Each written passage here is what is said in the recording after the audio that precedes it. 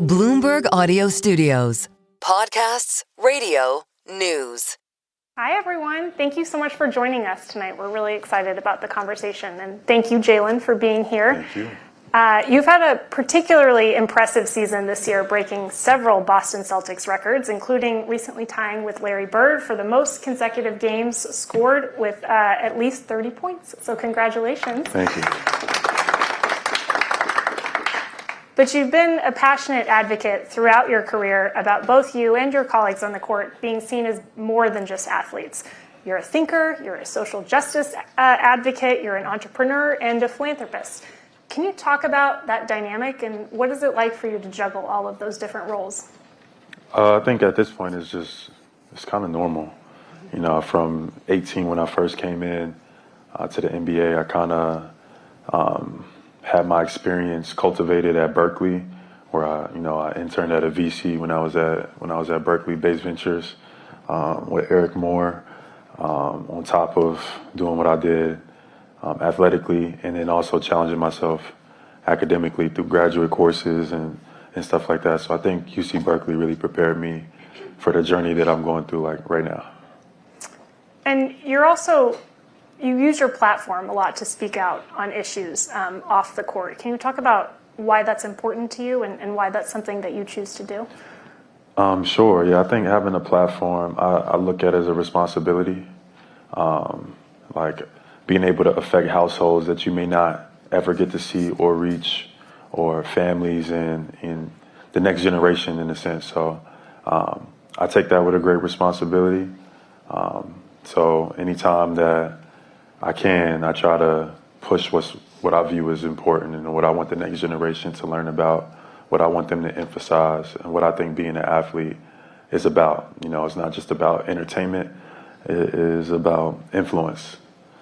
To be able to have a positive influence on your community, to be able to have a positive influence on, society in itself. So I kind of try to live my life in that regard. Do you feel like since you've been doing that, the narrative around athletes has changed? Do you feel like it's starting to break through this multidimensional aspect? I would hope so. I would like to think that. Maybe sometimes it feels like that's not the case, but I would like to think that the next generation there's going to be a lot more athletes who are, understanding their value, thinking about how to use their platform, also developing themselves outside of just being, entertainer/athlete, and developing how they can have a positive role, influence on society and the community in itself. I would think in the future there'll be a bunch more athletes that will be coming behind, and I've talked to a lot of them. I just think the courage is what they just need. Like once things become popularized and normalized, like it becomes mainstream for athletes to be in a certain way, I think you'll see a lot more. And you turned down endorsement offers worth $50 million over multiple years and chose instead to launch your own sneaker brand, 741. Can you talk about what motivated that decision and why you chose to do it? Yeah, probably some delusion. Most people would probably, scratch their head about decisions like that. And probably some people that I know that are close to me probably still scratching their head about some decisions that I've made. But for me, obviously money is important. I think that is a great resource to be able to do things that, you want to do, financial freedom. But there's things that I value more than money, commitment to my community. I think just integrity. It means more being able to have input, creatively. All of these things are things that I will weigh when I make my decision. And if you are taking away all those things and only wanting to give me money, or limiting my voice or something like that, then it doesn't sound like something that might be for Jaylen Brown. What's it been like running your own sneaker brand? You're essentially a small businessman at that point, and what lessons have you learned from that you might want to pass on to that next generation of athletes? Yeah, I've learned so much. There's been so many ups and downs we've had delays, we've had things that go in different directions. We had great victories and things that we were super proud of and things that we want to continue to get better at, just like any company, but to be able to go through that process, I started at 26, 27 years old. I'm 29 now, to be able to understand kind of the ins and outs of, the sneaker industry. I've learned a lot about and what I would like to see differently and kind of what I want to provide for the next generation, just so they can have an option that's alternative to like what's being presented out there right now. Right now, largely, artificial metrics dominate our industry. Bots, fake viral moments, clickbait is kind of what they use as almost a substitute for influence, right? Like we see it all the time through these accounts.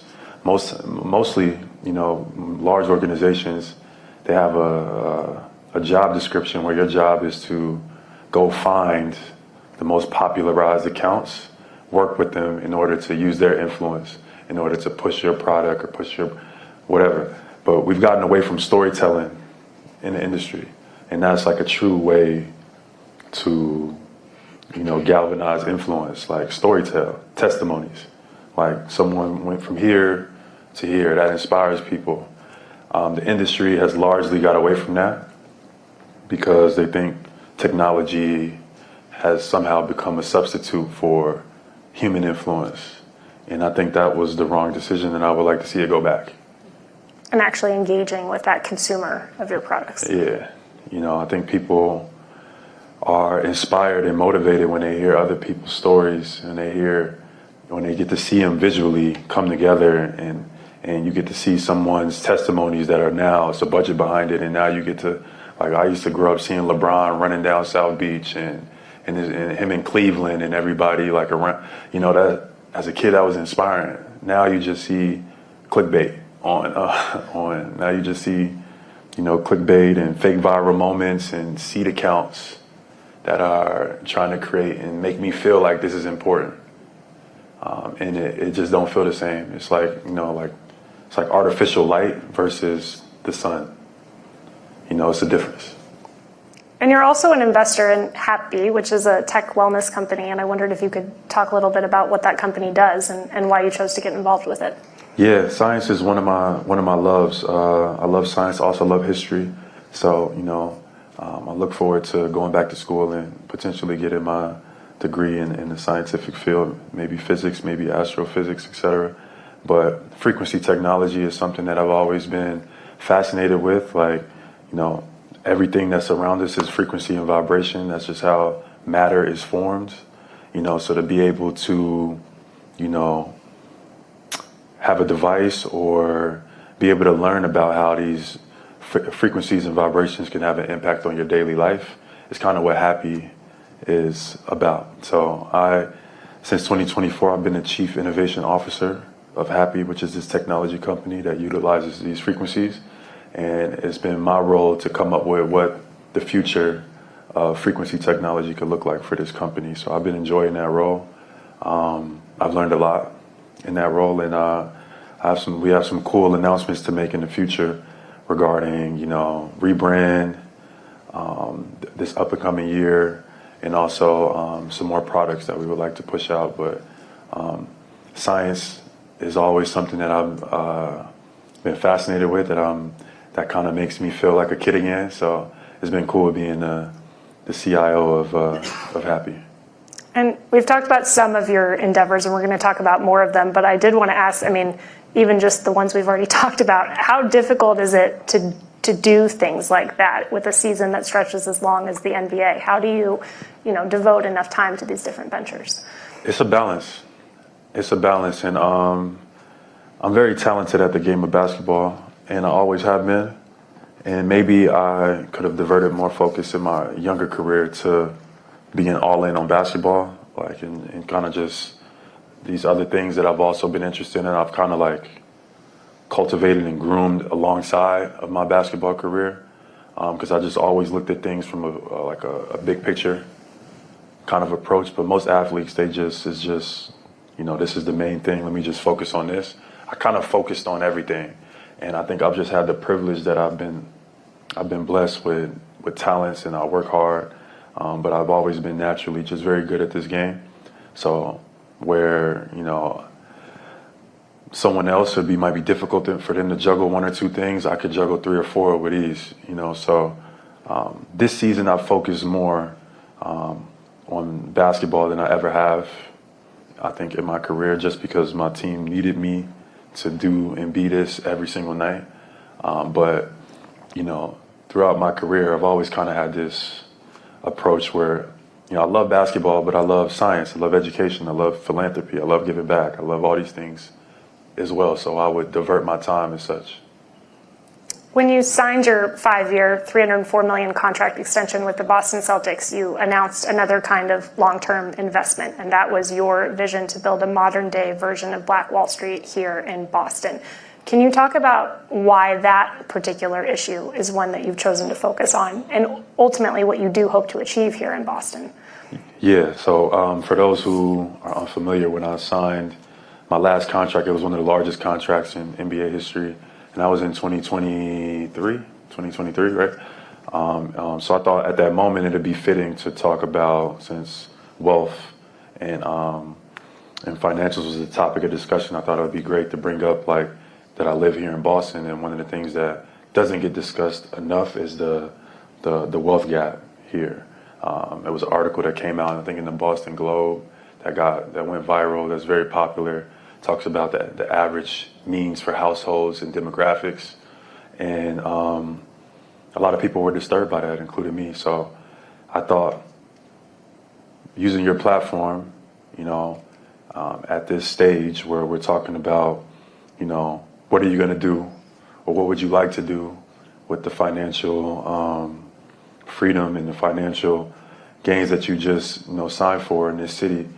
I thought it would be fitting to make a commitment to the city that I play in to attack some of the things that I feel like could also make it a better Boston. Like, I've been here for 10 years now, and so I view myself as a part of the community. So when I'm listening to the people and that I work with, the students, the families, etc., about some of the things that they would like to see different, some of the things that they wish they had opportunities to or access to that nobody's really talking about or bringing up. I think from my platform, being an athlete here, being one of the faces of the franchise, I found it fitting for me to do that. So that was a few years ago. Now we've launched Boston Exchange. We've had a cohort that I've invested in. I've had a great partner in Drew Holiday through his JLH fund.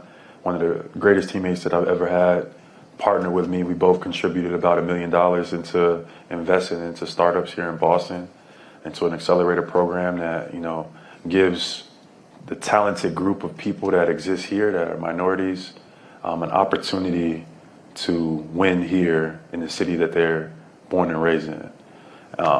The companies that we select often are solution-based, like they deal with sustainability, they deal with food insecurities, they deal with, mental health, or just staying healthy in the environment. So I feel like you're solving two problems in one. Not only are you investing in the talent that's already there in your city, you're also investing in something that's a solution within the community as well. So I'm a firm believer that investing in the talent here, the talent will invest back into the city that they were born and raised in. So I think in the future, we would like to see, more companies, more talented groups emerge, and hopefully they emerge from our accelerator program.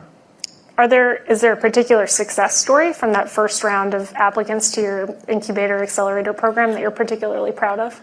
Yeah, we have a few. Even so far, it's only been a year or so.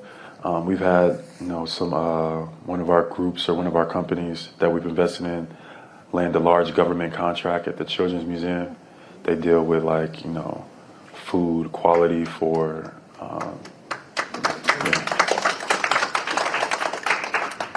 She deals with food quality for infants and adolescents and things like that. And they were able they applied for according to them, they applied to get this, contract through the museum a few times, and then they got denied. And then once, people saw that we were connected through our accelerator program, they got the contract got approved. So now, that puts them in more doors, gives them more visibility, and I think they're on the way to being successful. It's also a hair care line that's doing really well. I think they're probably doing the best out of all of our groups. I forget the name, right now of the company, but it's a hair care group that's from Boston that we've also invested in the last year. They were already, very talented, but they're starting to emerge, and they're able to get other people to invest as well. And that's a part of it. Like, we wanted to just create the motion for other people to be able to see the talent that's here, because they're getting some notoriety, and now they're able to go and get into doors that maybe they weren't able to get into before. That's a part of it. Just creating that social capital is a step of it. Like, we don't want to just give companies money and just disappear and just think like we have programming that they come and sign up how to better their business. They did programming at Harvard that they had to go through. They have programming at MIT that they had to go through how to develop and correlate their businesses, how to make it more profitable, and et cetera. They use AI and technology to make things a little bit easier for them, to in-house bookkeep or whatever the case may be. And then, we try to give them that social capital on top of that so that they can, kind of write their own destiny rather than rely on anyone. So it's been fun. We're looking forward to maybe the next cohort. We're making some processes with our foundation and things like that to be able to accelerate the next cohort. We'll get there and we'll have some announcements coming soon. But no, it's been fun, and I'm very grateful. Shout out to Drew Holiday, the JLH Fund, for them. He was only here for 2 years. I've been here for 10, so it makes more sense. He was only here for 2 and invested that type of capital into the city of Boston. And that just says a lot about him and Lauren and their character, which I speak very, very highly of. So do you plan to do another round of applicants for the incubator, and is there a timeline for that? I think we do. Yeah, we don't have a timeline as of yet, but soon we'll be able to release some details about like what's coming next. But, it would be great to be able to do another cohort and continue to build out, the vision throughout, over a span of time. But, we're working out the strategy and always trying to figure out how to make and improve things and make it better and more efficient. So that's what we're working on now.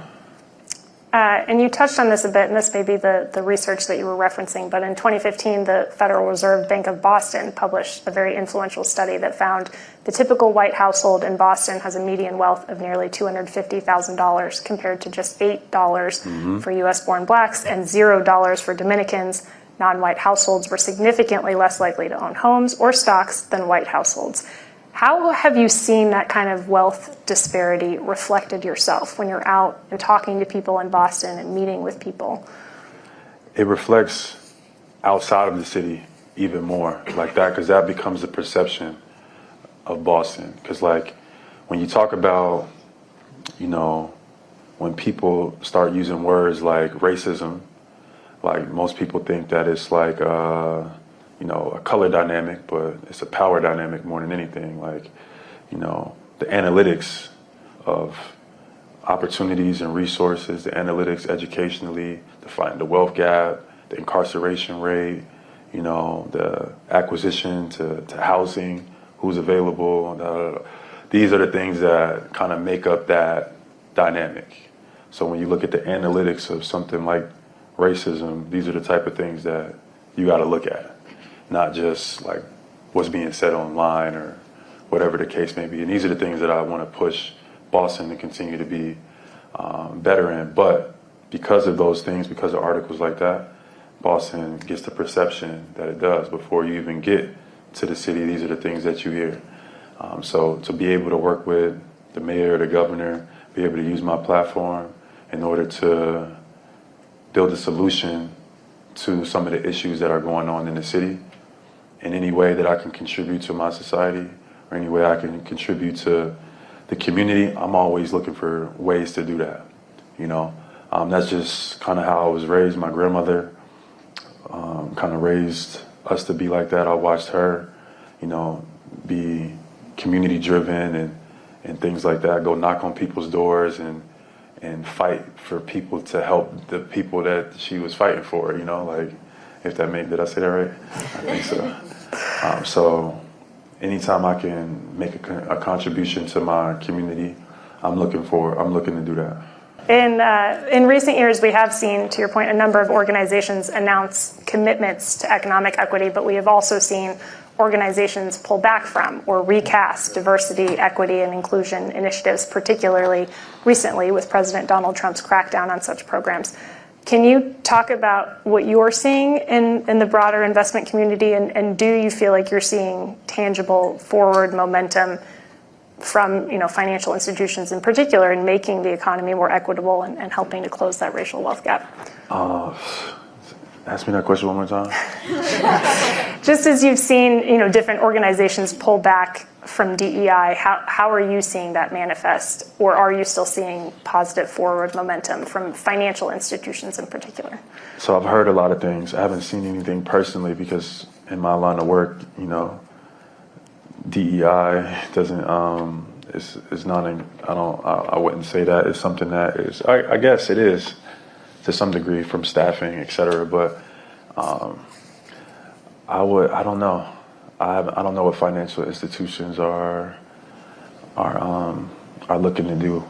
From everything I've heard, they just kind of want to wait it out until things change. But I'm not sure if I'm best equipped to answer that one. You're also the vice president of the National Basketball Players Association, and you've been in that role since 2019. Why is it important to you to stay in a leadership role in that organization? Yeah, it's one of my favorite roles that I've been in. I became the vice president at 20 years old, and I'm 29 now, so I've been on the board for 9 years. And I've learned so much, the ins and outs, what goes behind closed doors in major corporations, the NBA, et cetera. I can tell you it all. I've sat on calls, I've been in a room with Adam Silver, the team of lawyers. They got 100 plus lawyers working on the next CBA. We got 2. So the amount of resources, et cetera, but the players are more involved than they've ever been in terms of past. I think they understand the importance of player value. I think this generation is finally starting to understand the power of group economics and understanding your value and how much value you obtain, because in the past that knowledge has been kind of obsolete, or the care just hasn't been there. But I think that's changing. So I've learned a lot from my tenure at the union and things like that. It's been an interesting journey.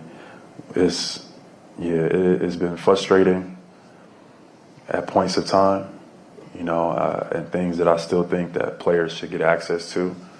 But I'm appreciative of my journey. I've learned a lot from a business standpoint.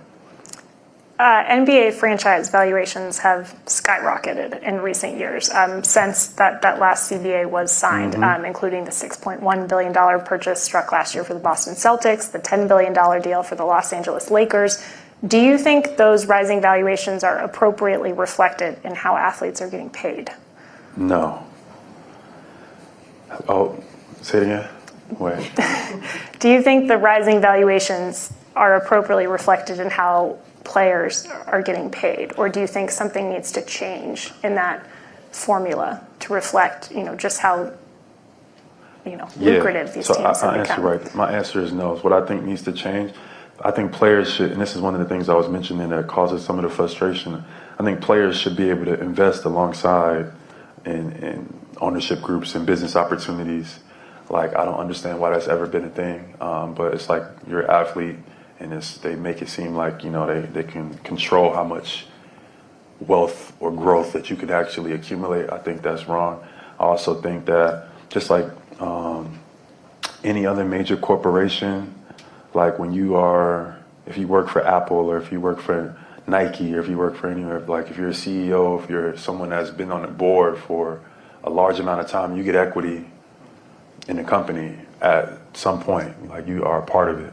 And I think athletes should be looked at in the same way.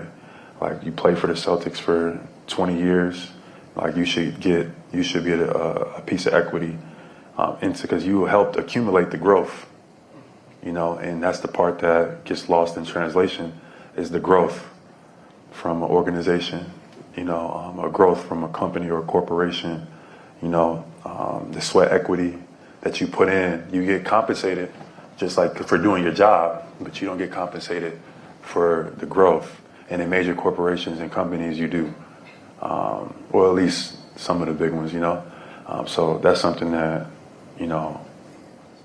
I would propose. I have proposed, but, we'll see. We got another CBA coming up. I mean, this is an idea that's gained a lot of traction recently in private equity, too. Pete Stavros at KKR has been a big proponent of this, that if you give rank and file employees, players, whatever it might be, equity, they'll care more about the success of the company. They'll be more invested in it. You said, it's something you proposed. Do you feel like it is gaining more traction among other players? Do you hear it talked about more among your colleagues? No. I think the NBA shuts it down any chance they get. I mean, when it comes down to it, it's all about leverage. And as players, we're still building our leverage, getting on the same page. So, even if it's the right idea, if it's the right thing to do, it won't matter to the NBA unless we all come onto the same page. They're not going to do it unless we tell them this is what we want. So from a player standpoint, we just got to get more collectively on the same page. And I think the future is, the possibilities are endless, but, nobody wants to pay anybody these days. Everybody wants to, take as much of the piece of the pot as they possibly can. And that's just how business in America and capitalism has worked. So until we can kind of like get on the same page and formulate what we want, when we want it, and how we want it to look, nothing will change. So when the next round of negotiations does get underway and you have those other 100 lawyers on the other side, is this something that you're going to advocate for and push for as part of those negotiations? Yeah, absolutely. We will have some other steps that, we would need to. We have some other things that we would need to do before that, because there's it's a lot of things that we have on the list that we talk about. We had a call today and we talked about some things. So, whatever comes next in that kind of pecking order of like arrangements, but that's something that's definitely big, that we would love to, be able to accomplish in the future. Next generation of our NBA players and our athletes be able to invest alongside ownership groups, especially in the development, because it's already like the results are already baked in. You already know it's going to be people that's going to be in these seats. You already know the game schedule. You already know what your return is going to be. Players who are a part of that should be able to be included to some degree. OKC just built a huge arena like recently. And those players that won the championship, they're a huge reason why, they were able to make that into like a top market, et cetera. It's a championship organization. So the players should be included to some degree. And I don't think it should be rocket science either.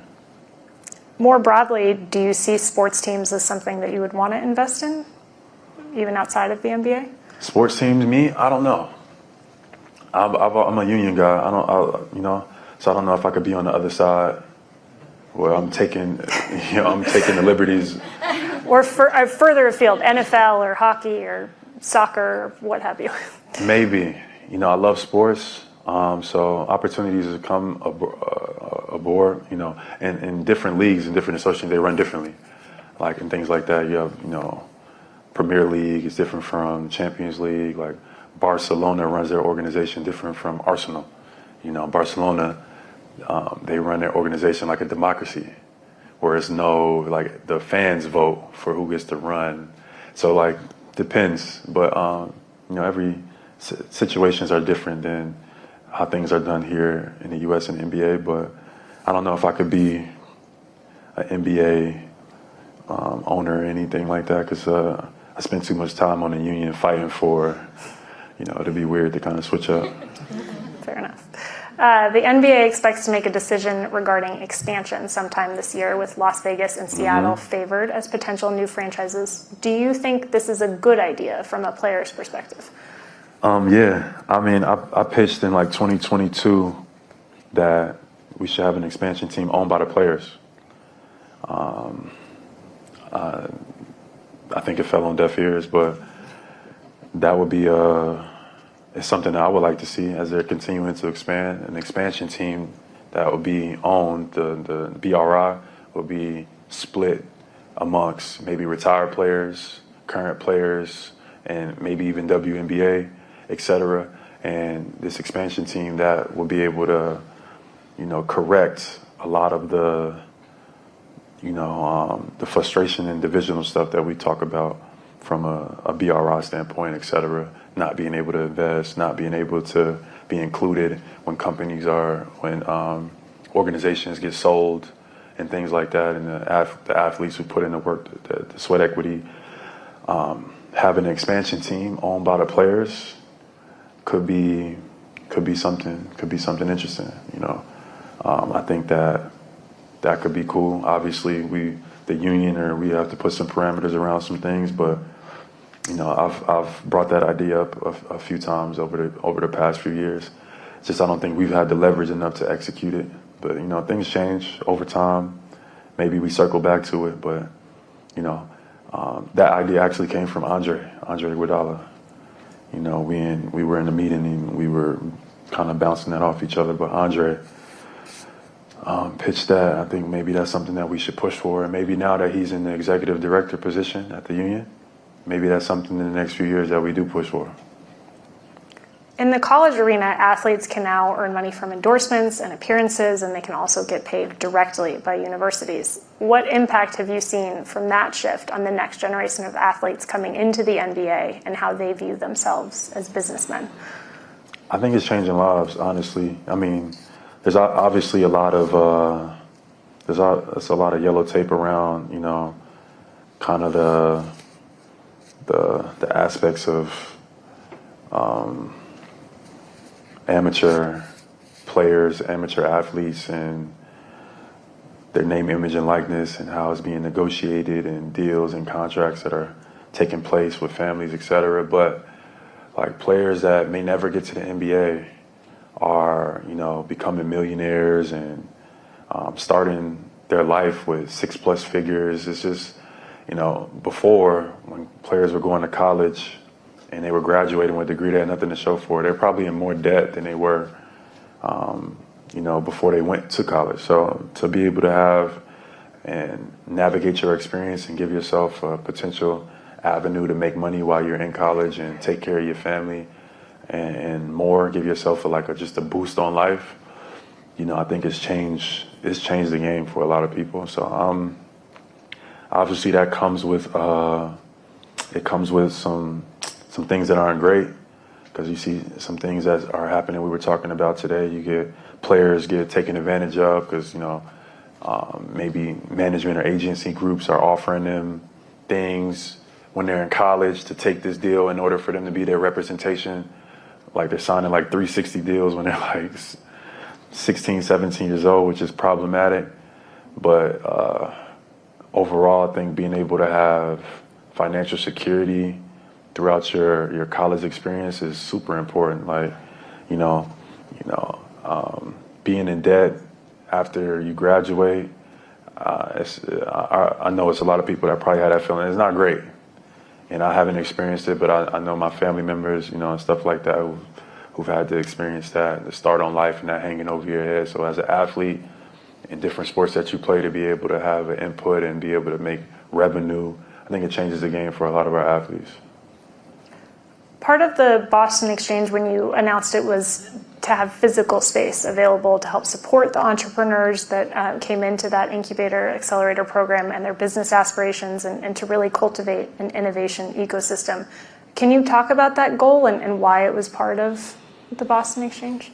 Yeah, I think having a space is important, but it's not the easiest thing to culminate, because a lot of times, a lot of businesses are online. A lot of people are using technology and AI. So you don't want to pay for a space and it's not getting used. So you make decisions and you evaluate whether if that is a great decision or if it isn't. So I think we'll eventually have a space. It just wasn't the right time. Like right now, as we're continuing to get started, we find people have donated space and allocated space for some of our people of our cohort to use, and things like that have been fantastic. And I appreciate our partners for that. But eventually, it'd be nice to have our own space, but we just want to make sure it's on the right terms. You also expanded the exchange to California's Bay Area, where you attended the University of California at Berkeley in partnership with Dallas Mavericks coach Jason Kidd. How is that going, and what insights have you gained when comparing the programs across the two coasts? Yeah, Oakland is different. It's a long flight from Boston, but some of the things that Boston has is dealing with or needs help or improvement on, so does Oakland.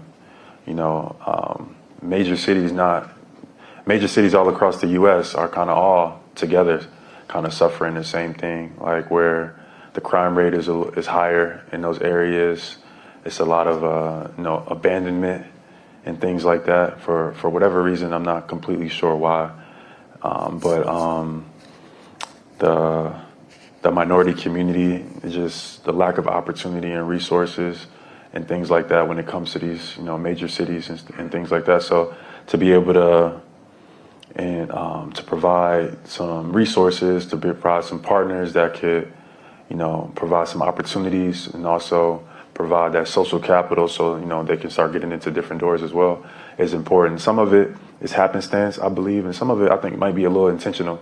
Oakland is a little different from Boston. I think that I don't know how I would explain my words without, but I think it could be, I think some of it is a little bit intentional. Those areas get diminished, the crime rate goes up, the property value goes down, and those buildings get turned into luxury homes, and that's kind of like the business model approach, where there is distressed asset, there is opportunity, and those distressed assets just happen to be people that come from communities such as mine and communities that I'm familiar with.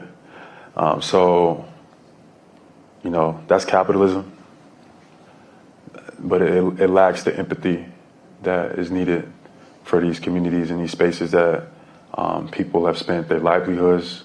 People have born, they built connections, they grew up, and that's the story that doesn't get told.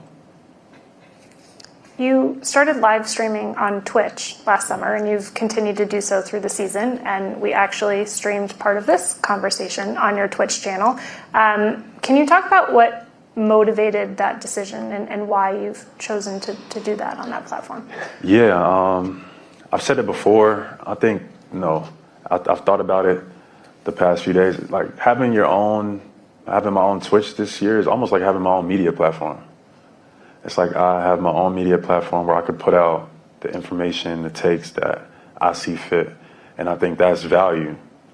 I think that's a tremendous value. People chime in. I have people from all over the world that come to just hear me talk about whatever, or to come watch me play basketball or video games or whatever. So I've built a own form of media platform / marketing where I can get directly to the people who want to. It just kind of gets rid of the middleman, right? Because the other media marketing companies, they have angles, they have agendas, they have quotas, and they're trying to meet. They might not serve me. They might not be in the best interest of me. They might not care for how I feel. So I kind of started getting tired of it, so I just, I'm going to start streaming. And then now I can talk to these people, and now you can hear directly from me rather than you hearing a reporter ask me a question that I didn't want to answer in the first place. Now it comes off to you as if I have an attitude or if I'm arrogant or if I'm just, not a nice guy. But in reality is if I answer a question truthfully, they're just going to take a segment of it and they're going to put it on their platform as a headline, and that's the only thing you're going to see, and it's going to be negative. And now I got to deal with the negativity from that. And that's just the state of media of today, especially in sports, where it's just ridiculous. Everything is clickbait, everything is headlines, everything is negativity, everything is controversy. It's like, maybe it's because nothing positive sells, nothing positive is interesting enough anymore. So everything is turned to just straight negativity. And that's all people are looking for. And it is tiring. You know, I'm tired. So I started streaming. So now people can get a real feel of like what I'm thinking about a topic, or they can hear from, you know, me what I have to say about mental health, or what I have to say about, you know, current events. And it's new for me because I've always been a private person, but it's like I've actually enjoyed it. It's almost been like therapeutic, because like I didn't realize how much like having your authentic self be able to be mirrored outwardly, how important that is and was for you when you constantly are suppressing yourself because you have to protect yourself from people who want to portray you in a negative lens, or you know, create controversy that's not there. It kind of diminishes your light. It makes you smaller. So when I've started streaming, I feel so much more at peace than I ever have, especially here in Boston. So I'm very grateful. And I only do it like once a week, maybe twice a week. And I'm sure people probably want me to stop doing that, but right now it's helping me. It's helping me on the course, helping us win games to me. So y'all want me to stop or not? What y'all want me to do? Well, we've covered so many different topics today, but I would be remiss if I didn't ask you about your JUICE Foundation, which aims to bridge the opportunity gap for youth in underserved communities. And we have a very business-focused audience here, and one of the areas you focus on with that is financial literacy. And so I wondered if you could just address why that's one of your focuses, and why that in particular is an area where you think will help bridge the opportunity gap. So for sure, in the past I've had two foundations. I've had the Boston Exchange, which attacks the wealth gap and the wealth disparity, and we have an accelerator program that gives opportunities to startups and businesses, et cetera. And then I've had the JUICE Foundation, which features the Bridge program that deals with educational opportunities. You know, I deal with Boston Public Schools, just reintegrating learning into, you know, creating a curriculum that's just a little bit more advanced than the curriculum that gets provided by in certain areas. So education and wealth disparity, two separate things, but now we're bringing them under one roof because they're more connected. Things are more connected than, you know, education and the wealth disparity. I think some of those things are more connected than they are apart. So I'm working on building into one foundation, the JUICE Foundation, but the bridge is something that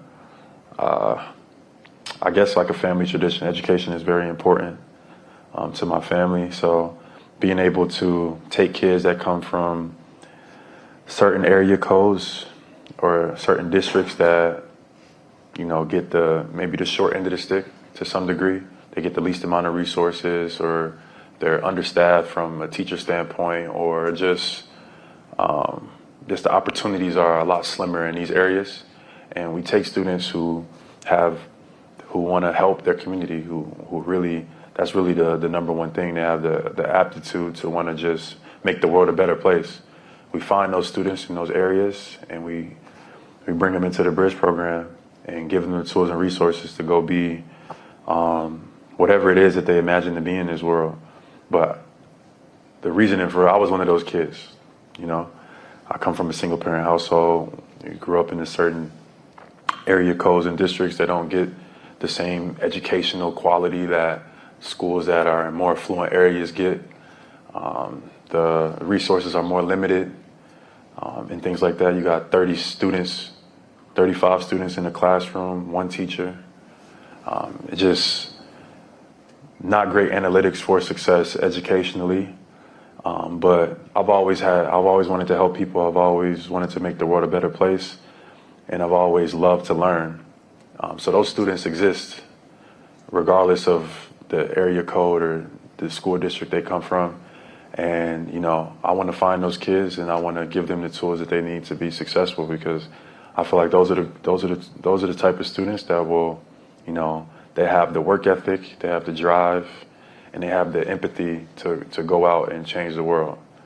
So that's what the Bridge program, that's what we're looking for, or we're looking to also find the students who, you know, we can push into that mind frame as well, who we can influence to want to change the world as well. Like, that's something that I'm very excited about. MIT has been our partner for the last couple of years. We've also done with UC Berkeley as well, but I'm looking forward to what the future could be educationally, and I've enjoyed being able to work with both of my foundations, and now being able to bring them together in some capacity should be something that, so we have some great announcements to make in the future. Well, we'll all be staying tuned. So thank you so much, Jaylen. Thank you.